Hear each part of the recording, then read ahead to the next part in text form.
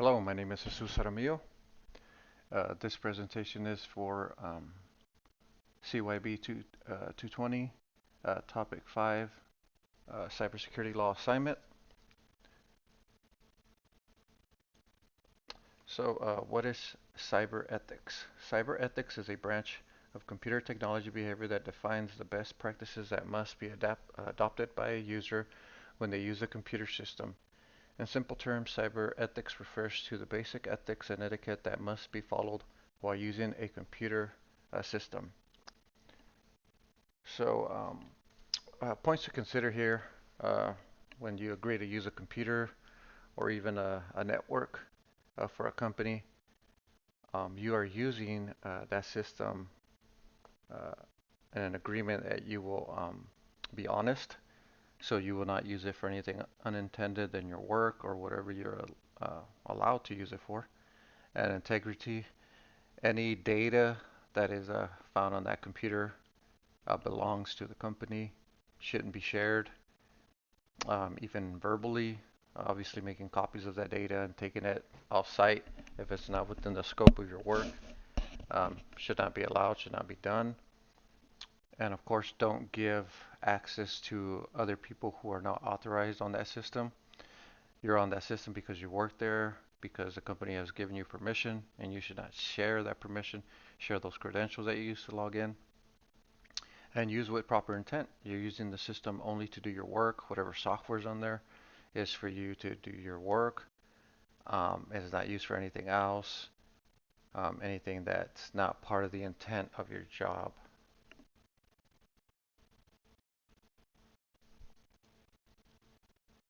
What is ethical hacking? So ethical hackers are actually, to start off, hacking is a pretty big, covers a lot, the word hacking. There is ethical hackers, there's hackers with bad intent, hackers that do it for, they're hacking for various reasons. There's um, black hat, gray hat, white hat, different ethics for all three of those categories. So ethical hackers are hired by companies to perform penetration testing.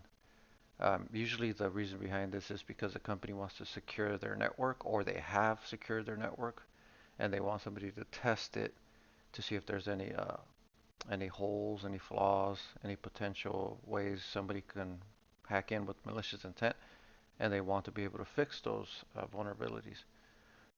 So ethical hackers, they only hack with permission given by the company and perform the work as part of the agreement to enter certain areas of the network, and of course they report back with those findings to the company so the company can make the proper adjustments. Sometimes the ethical hacker will help with those adjustments, or they only the company only wants a report and then they'll have their own security or technology team address the findings. Hackers with good intent. Not all ethical hackers do penetration testing, you know, as a job.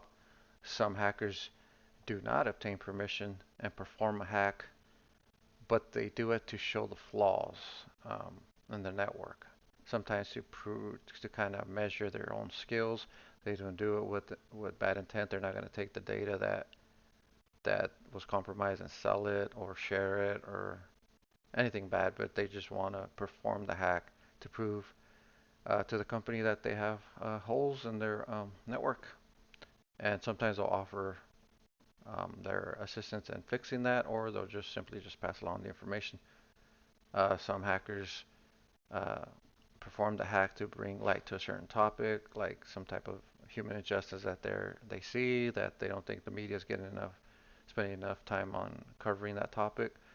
So they'll do it to get it out there and get more light on that topic, and they see that as a duty, not as something that they want to make money off of, but more as a civil duty, something that they want to do to bring light to the topic. Cyber ethics for ethical hackers. So ethical hackers, just like anybody else using a computer, using the network, they have to abide by ethical standards. And first one is do not access any data, systems, or network without authority or permission. Now, the company that you're working for to do the pen test, they may give you access to part of the network, but not part of another network. Example, this may be a government, local government. They may want you to try to hack certain parts of their network, but stay away from maybe the police department because of the sensitive data. Maybe they have somebody else working on that. So if you, as a pen tester, you do get into the network, just stay within the agreement. Don't go into other sides of the network that you do not have permission to enter, even though you can. Do not do it. Do not spread computer viruses while you're there, or even if you're not doing a pen test, don't spread computer viruses or malicious code. Just because you can doesn't mean you should.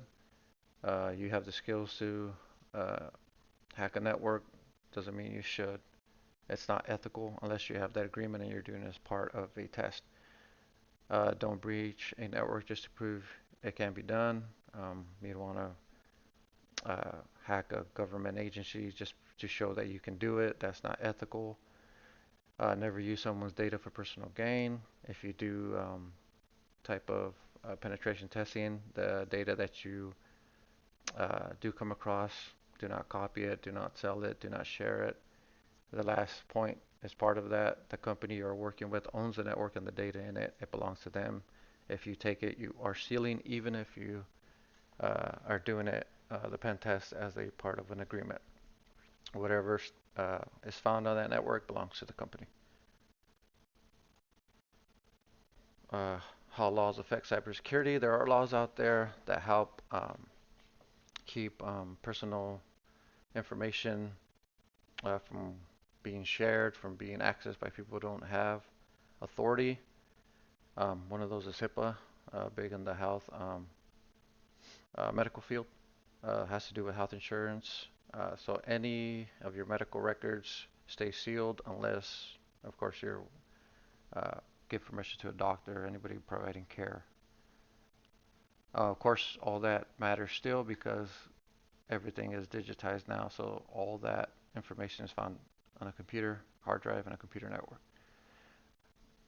Another one would be the Graham-Leach Act, which covers financial information, personal financial information. All that again is stored online now, computers, networks. So it does cover cybersecurity. Data privacy, unauthorized access. So all those are cybersecurity topics. If anybody breaches a network, that's the stuff that they're going to look for data, and of course they're going to gain unauthorized access. Network breaches are all part of that, all covered under cybersecurity. Laws that affect cybersecurity usually pertain to these topics, and they are found at the federal and state levels. Both are separate. One law may be only in a state, but it may not cover federal statutes, so gotta be aware of those. Penalties for unethical hackers. So it varies by situation, state maybe too. Some are misdemeanors, some are felonies. Some of the laws that are specific to cybersecurity are the Computer Fraud and Abuse Act, the Stored Communications Act, the Electronics Communications Privacy Act. Now, some of the numbers that I found, depending on which law is broken, first conviction can be up to 10 years.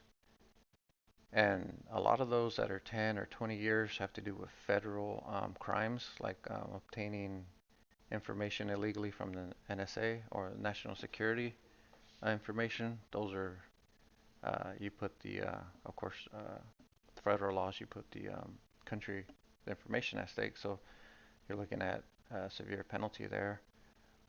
Local government may be different. Hacking a neighbor, probably something misdemeanor. But once you move up to federal laws, that's where you start incurring severe penalties for your actions.